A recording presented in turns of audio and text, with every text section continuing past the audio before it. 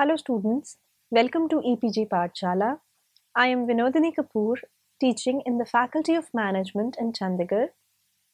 Today we are going to discuss about the module System Analysis under the paper Management Information Systems.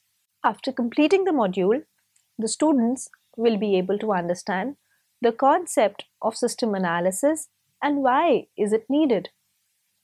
Understand system process and list what are the various stages. Understand the concept of organizational analysis and its importance. Understand concept of analysis of the present system and explain logical analysis. Discuss what are functional requirement analysis and determination and list various benefits of system analysis. A system in general is a set of parts, steps, or components that are connected to form a more complex whole. For example, a computer system may contain processors, memory, electrical pathways, a power supply, etc. For a very different example, a business is a system that is made up of methods, procedures, and routines. System analysis refers to the problem-solving method that involves looking at the wider system, breaking apart the parts and figuring out how it works in order to achieve a particular goal. Broadly, system analysis is a process of collecting factual data, understand the processes involved, identifying problems, and recommending feasible suggestions for improving the system functioning. Now, this involves studying the business processes, gathering operational data, understand the information flow, finding out bottlenecks, and evolving solutions for overcoming the weakness of the system so as to achieve the organizational goals. System analysis also includes subdividing complex processes involving in the entire system, identification of data store and manual processes, installing a new system, whether it's a home theater, a factory assembly line, or way of working in an office. It requires proper planning. Without this planning and system analysis, the change might not work. One needs to understand how the current system works before the new one is installed. Otherwise, there may be many problems, and the project could also be a failure. The major objective of system analysis is to find out answers for each business process. What is being done, how it is being done, and who is doing it. When he is doing it, and why it is being done or why it has to be improved. It is more of a thinking process and involves creative skills of the system analyst. It also attempts to give birth to a new efficient system that satisfies the current needs of the user and has scope for future growth within the organizational constraint. The result of this process is a logical system design. System analysis is an iterative process that continues until a preferred and acceptable solution emerges. There is a core set of skills that all analysts need to know, no matter what approach or methodology is being used. All information systems projects move through the 4 phases of planning, analysis, design, and implementation. All projects require analysts to gather information, requirements, models, the business needs, and create blueprints for how the system should be built. And all the projects require an understanding of organizational behavior concepts like change management and team building. Students, let's take up an opening case of the managerial cause of information technology failure. A significant proportion of IT projects fail to fulfill their original objectives. This results in wasted resources and a damaged reputation for the responsible IT department. In many cases, the causes of the failure are organizational issues and not technical issues. For example, Qantas, the Australian national airline, endured two high profile IT failures in the recent years. In 1995, their project EQ, a 10-year technology services contract with IBM, was cancelled after 4 years. This was estimated at a cost of $200 million.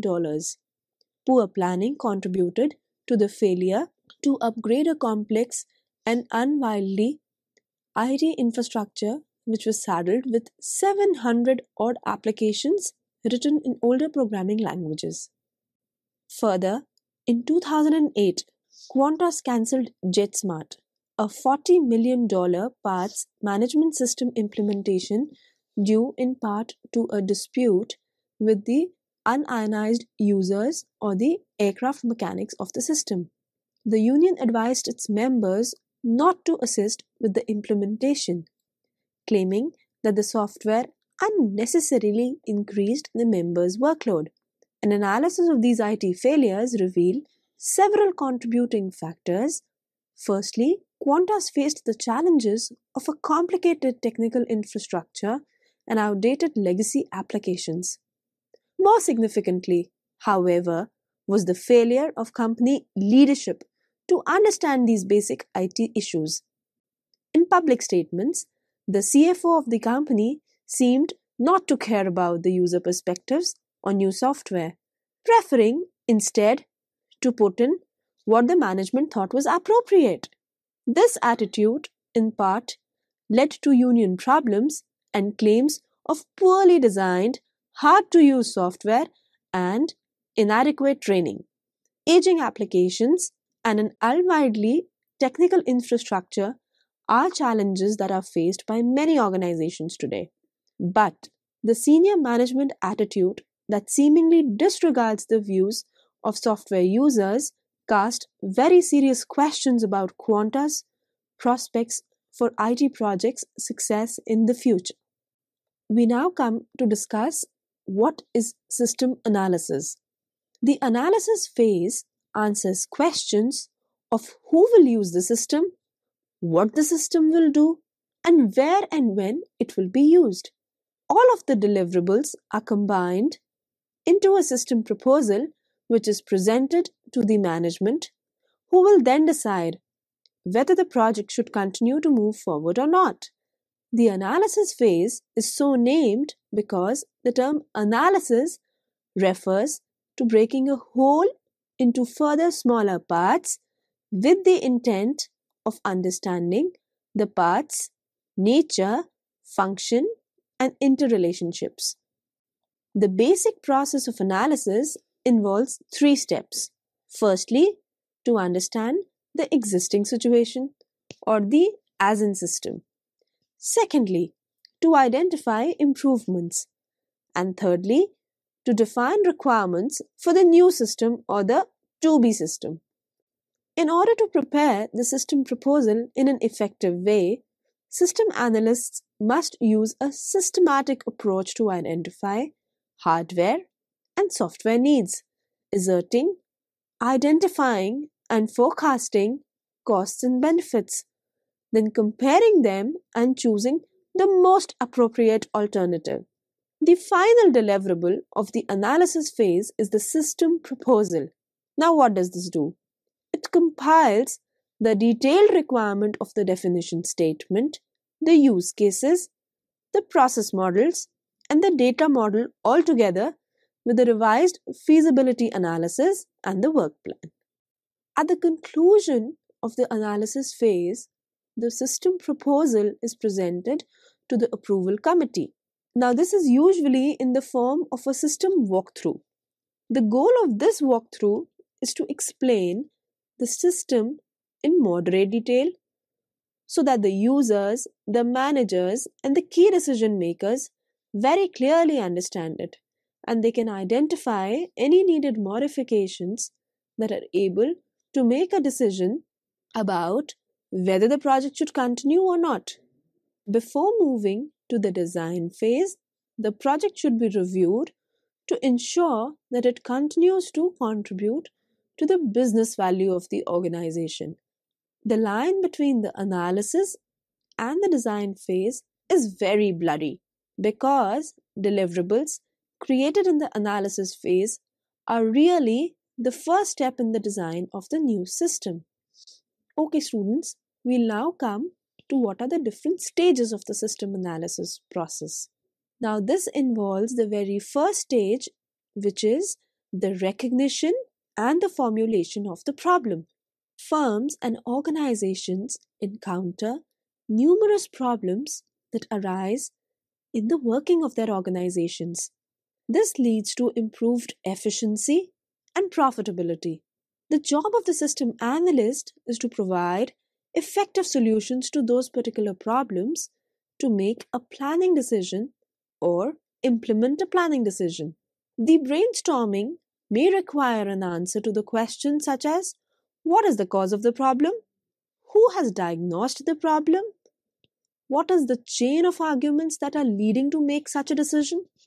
Why is the solution important? And how much money it might save? Inevitably, the resources available to the firm are always limited. Does it seem that there would be a reasonable return on systems effort if applied to the project, or would this be effort better employed in tackling a different problem?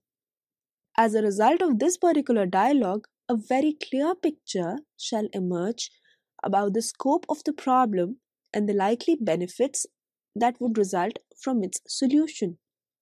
The second stage is the organization of the project. Now, this can further be bifurcated into the very first step that includes composition of the system team. Once scope of the problem is defined, the course of action is to be formulated. This requires a team effort and an ad hoc system team shall be set.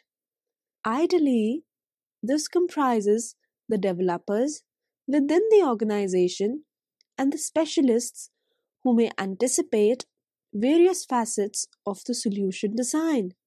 The best resources available within the organization for tackling the problem should be brought together, and with efficient leadership, they can develop into a system very quickly. A typical system will contain a competent team leader. He is an experienced system engineer with great detail of knowledge of the problem that is to be tackled. A user is a person who represents the team and shall operate the engineered system. The system modeling experts, now they liaison with the functional departments like the research, the process development, the sales department, which will be able to provide information for the subsystem models. The designers for the building of hardware, representatives of the engineering team, who will be responsible for the design of this particular hardware to meet system specifications. Computer programmers who shall be involved with the software development. The next step in the process here is to define what are the different terms of reference. The system team should always take steps to ensure that they are given the widest possible terms of reference and are given access to any information or person. The third step is scheduling the project. The system engineering team should apply the system approach to conduct its activities to ensure that the work is carried out logically and systematically by an allotted team. Thus, a decision network should be constructed. For example, say a critical path schedule. Then the targets should be set and the duties should be allocated. The system team will then ensure by its critical approach to its own method of working that the problems are tackled in their correct order of importance. The third step in the stages of the system analysis process is defining the system itself or outlaying the definition of the system. It is a process of analysis in which the system is segmented into important subsystems and the interactions between these subsystems are indicated by drawing a flow block diagram. The subsequent task of the system engineer is to design or engineer the individual subsystems so that they work together towards achieving an overall objective. The system design process must sufficiently be flexible so that this description can be changed as further knowledge and experience is accumulated during the course of the project.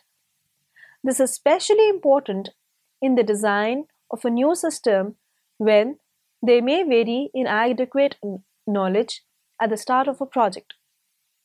As the project proceeds, the system description will become clearer as the process of innovation develops. Indeed, there may have to be several iterations of the design process before a satisfactory solution can be found. We will now come to the fourth step, which is definition of the overall system that contains the system being studied. What we do here is we first create a separate flow block diagram, and this is done to display that what is the role played by the system within the wider system it is a part of. The flow block diagram of the system as part of the wider system should include a much detailed version as available. A great deal of clear thinking will be very necessary to fill in sufficient detail on this diagram so that proper account is taken of the interactions between the system when the formulating objectives are met. The fifth step refers to defining the objectives of the wider system. Systems form part of a hierarchy of systems. It is impossible to disassociate the objectives of the system being studied from those of the wider system it will form a part of. In fact, it is the objectives of the wider system that determine the environment within which the system has to function. If this environment changes, so will the objectives of the system change. To take a very simple example, the objectives of a single chemical plant must fit into the overall production plan of the company. At different times, the company plan may stipulate one of the several objectives. Therefore, in a process improvement exercise, there may not be one unique objective, but rather a catalogue of possible objectives that result in a different way of operating the plant. Defining the objectives of the system. The formulation of the economic criteria requires a careful study. However, in the early stages of the system, it is defined in broad terms. There will usually be conflicting objectives at the start of the system study. It is essential to make a comprehensive list of all possible objectives in their ranked order of importance. One, or possibly a few objectives might then be singled out as being the most important ones. At this important stage of any system study, much questioning will have to be done and different views are considered. In the end of the system, analyst decides about the correct objectives and takes a binding with the concerned and finally communicates his findings to everybody so that their future cooperation can be relied upon. We'll now look at the seventh step in the system analysis process. It refers to definition of the overall economic criteria. Students, it's very essential that the system analyst should formulate the cost assessment of the changes or the improvements that have to be incorporated. This process needs a critical study to assess how important are changes and the investment and how it will be affecting the organization. Let's now come to the last step, which refers to information and data collection. The end user of the information system should carry sufficient knowledge about the working of the system. Hence, the need for documenting system related information is of paramount importance. It is very essential for an organization to draft manuals and instructions that are related to implementation of the system, as a key role is played by the experts who build the same. This knowledge has to be retained within the organization so that there isn't a loss of information of the system engineers and the analysts who leave the organization. We will now discuss the concept of organizational analysis. An organizational analysis is an important first step in system analysis. To improve the information system, it is imperative for the developers to be well versed with the organizational climate where the system is located.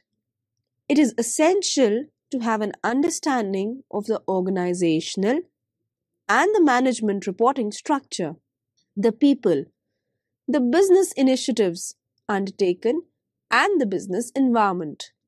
It is essential to be well versed with the organizational overview to understand requirements and needs of an information system from view of the end user.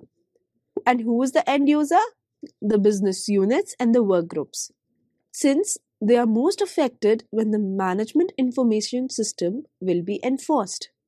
For example, a new logistics control system for a grocery chain store cannot be designed unless the developer understands what are the business needs of the company and what are the business activities that affect the logistics supply.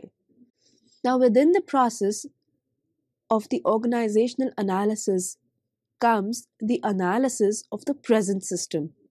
Prior to designing the new system, it is very important to study the system that will be improved or replaced. It is essential to understand how the system interacts with the existing hardware, the software, the network, people, resources to convert data resources like the transaction related data into services, products, reports, so on and so forth. The very basic essential elements of an information system, such as input, processing, output, control, are then documented. In asserting hardware and software needs, system analysts may take the following steps. The very first one suggests that the inventory computer hardware already available in the organization is important. Second, estimation of current and the projected workload of the system. The third evaluates what is the performance of the hardware and the software using a predetermined criteria. Then it is important in the next step to choose who's the vendor according to the evaluation plan. The next step involves acquisition of hardware and software from the selected vendor. Okay, students, let's now understand what is logical analysis. The logical model of the system is a blueprint of the current system that displays only what the current system does without regard for how it does it. The logical analysis helps the analyst to comprehend easily the various processes, functions, and data associated without getting bogged down with all the issues that surround the hardware or the software. It also enables to understand and analyze the non-computer components of the system. The application of the concept of the logical model is not merely limited to use it in the design of an information system. They are commonly used in a variety of situations like remodeling of the organization infrastructure. We will now discuss the functional requirement analysis and determination. This is the most challenging step of the system analysis process.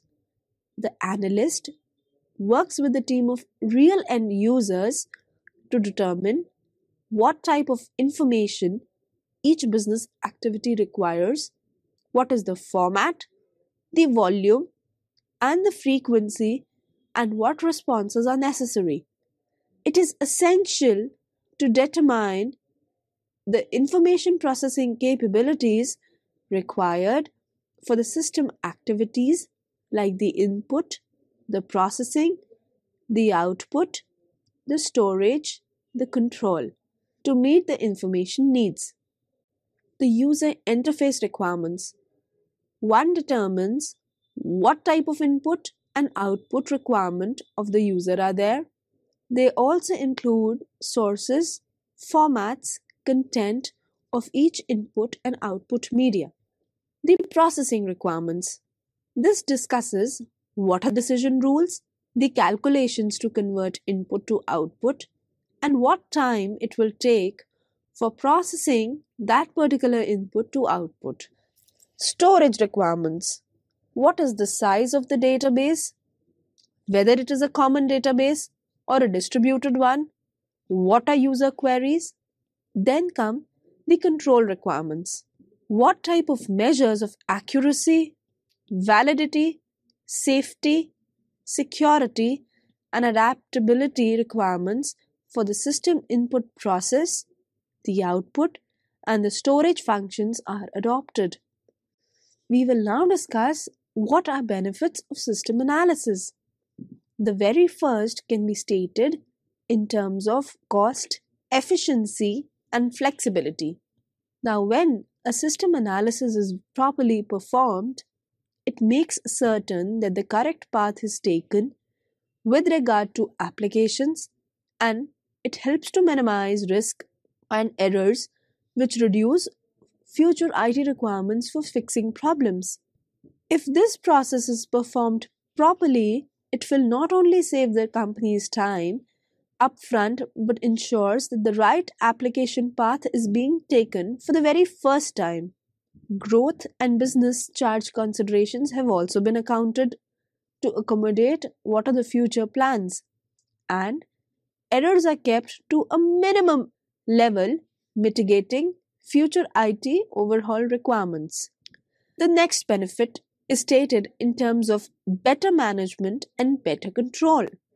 System analysis allows for better management through changing the software to suit any business changes. This means that the final product will be totally controllable. If changes or enhancements are required, the requirement of rewriting the whole software will be removed, which is a very normal cost. The risks. Through the process, potential threats are identified. A risk assessment is carried out to evaluate all the negative impacts on the process. After deeply considering this, a comparison of the risk is made against the related benefits and a decision is taken accordingly. The quality. The quality of the system is ensured through checking of the system constantly through system analysis. Customized approach. Using system analysis and design helps a business identify opportunities and problems by recognizing and evaluating strengths and weaknesses of the company, focusing on the strengths of the business while seeking constant improvements in areas of weakness allow the business to improve quality across the board. Competence. System analysis and design are crucial in situations where the integration of a multinational information system is required. Among the advantages of competing globally is increased market coverage area, which generally results in increased profits. The versatility. System analysis and design can be used to improve procedures in handling accounts receivable, in preparing and implementing a budget, and in scheduling regular or one-time projects. System analysis and design can also be used to identify and develop market new products as well as identify and enter new markets with existing and new products. Profitability. The business of the business is to make money. An obvious advantage of using system analysis and design is to improve business quality and increase the profits. Low quality or substandard products have been detrimental, and consequences on the business are tremendous over a period of time. Low quality or substandard products also hamper the reputation. The expense incurred with repeating tasks erode profit. Competitors can move into the company's sales territory very easily. The benefits of the integrated system include higher levels of quality control and lower production cost by streamlining data processing and production processes. So students, let's now summarize what we have learned in this module. System analysis is the analysis of a problem that a firm tries to solve with an information system. System analysis focuses on capturing business requirements for the system. Analysis identifies the what of the system and directly relates this to the design phase, during which how of the system is determined. Many deliverables are created during the analysis phase. This includes requirement definition, use cases, process models, and a data model. Information management systems essentially list requirements which are approved by the business owner before the technical design begins. In this way, the business owner is involved in a sign-off of all the requirements. The technical team is also involved with specifying requirements so that they are in a better position to understand what is needed. It helps ensure that all the technical team does not design and build something that is not specified. Requirement management will ensure that project management scope for the design and construction does not deviate from requirements, thus minimizing time delays and cost overrun due to rework. At the end of the analysis, all of these deliverables, along with revised planning and project management deliverables, are combined into a system proposal and submitted to the approval committee for a decision regarding whether to move or not to move ahead with the project. Hence, a complete information system analysis is needed to ensure rapid project delivery and optimal return on information management investment. Thank you.